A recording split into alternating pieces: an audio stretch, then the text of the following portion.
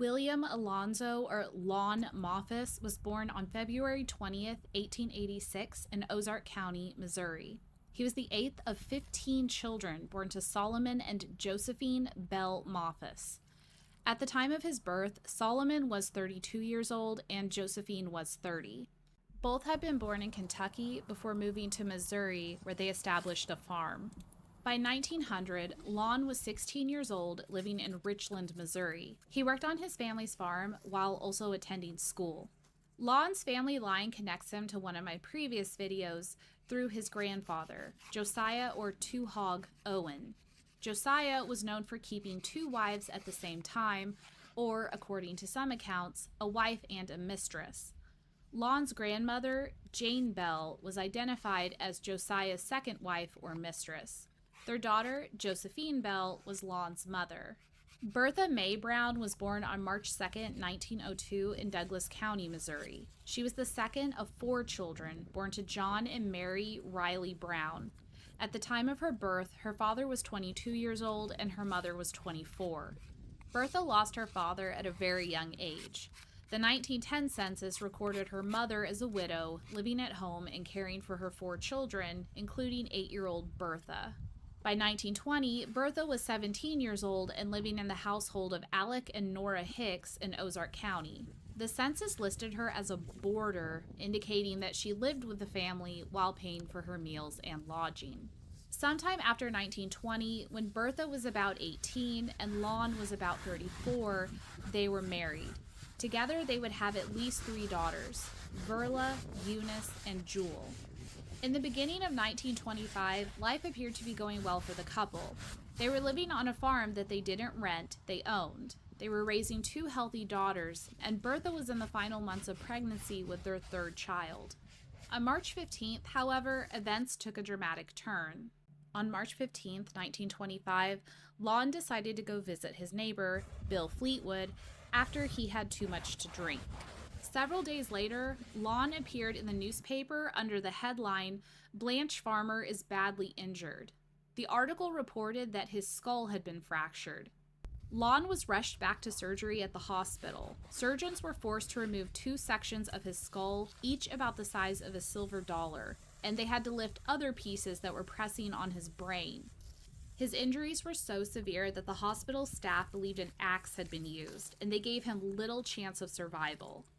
Remarkably, Lon regained consciousness 12 hours after his surgery. After Lon woke up, he refused to reveal who had attacked him or what had happened. His 2 brothers, who had brought him to the hospital, also declined to speak about the incident. Despite the silence, word of the assault spread quickly through the small community of Blanche. According to accounts, Lon arrived at the Fleetwoods' home very intoxicated. Lon asked them for food, but when a meal was given to him, he scattered it around the house and caused a disturbance.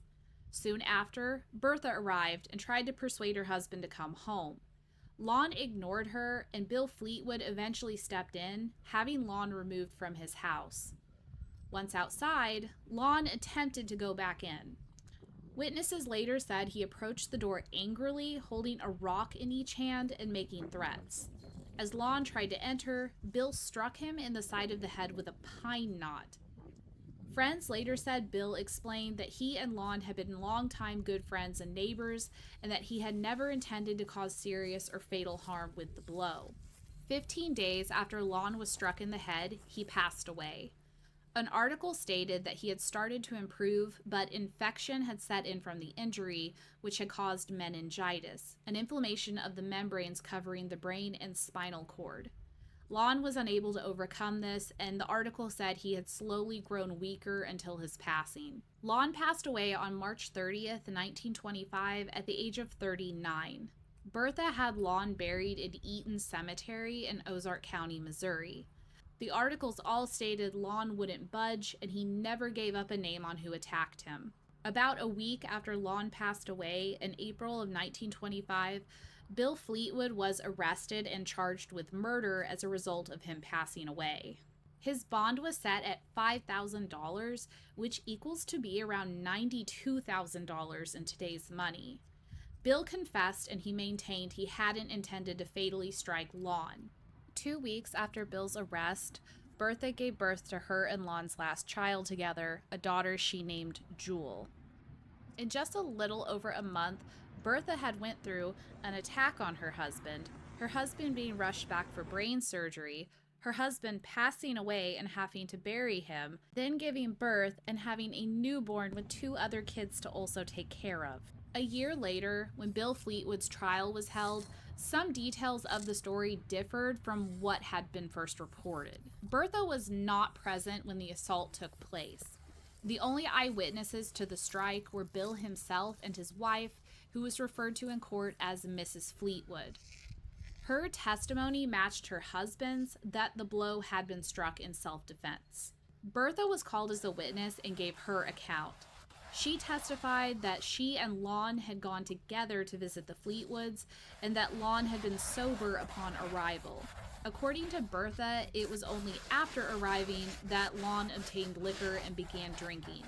She stated that she had returned home once he became intoxicated, and she was not present when the assault occurred. Other neighbors who had been called to the scene also testified, and they all stated that Bill had been attempting to revive Lon after the injury. The jury deliberated for only 30 minutes before returning their verdict. Bill Fleetwood was found not guilty. After Lon's death, Bertha remained in Ozark County. The 1930 census shows her living on their farm with her 3 daughters. Her younger brother, Everett Brown, had moved in with the family, likely to help manage the farm work. Bertha was keeping house and raising her 3 daughters. In 1938, at the age of 36, Bertha married for a second time. Her new husband was 46-year-old Oliver Hicks. Oliver's first wife, Mamie, had passed away 2 years earlier, leaving him with 6 children. Oliver's family is connected to one of my previous videos as well. His parents were Robert and Deborah Matlock Hicks, and his grandfather was Richard Riley Hicks. All 3 of them are buried in the same cemetery as Oliver. Together, Bertha and Oliver would have at least one daughter, Barbara. Oliver passed away in 1970 and was buried in Yates Cemetery in Douglas County, Missouri, next to his first wife, Mamie. Bertha lived many more years. She passed away on May 31st, 1994, at the age of 94. She was laid to rest with her first husband, Lon, in Eaton Cemetery in Ozark County, Missouri. Lon's headstone is inscribed with the name Lonzo, though some of the information on the stone doesn't match census records or other documents. His date of passing is listed as March 3rd, which would have been well before the attack even occurred, and both his birth date and birth year are different from surviving records. My own family tree showed that I am not related to Lon or Bertha. However, my husband is related to both of Bertha's husbands. Both Lon Moffis and Oliver Hicks are his first cousins 4 times removed, a first for my research and videos. Thank you for watching. Rest in peace, Lon and Bertha.